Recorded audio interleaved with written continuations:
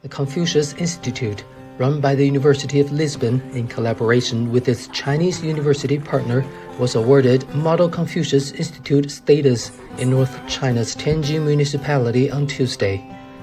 The Confucius Institute, established by Tianjin Foreign Studies University and the University of Lisbon in 2008, is the first in Portugal to be awarded this title.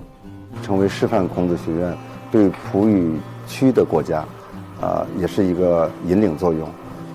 将来呢，我们孔子学院在人才培养、在资源开发以及在教师教育方面，将会有更多的举措，发挥一个示范的作用。The Confucius Institute is now starting a new project. The first mission is to improve the quality of the teaching methods and the materials, create more and more Chinese language Portuguese teachers. We want to increase the number of local teachers. This is absolutely necessary.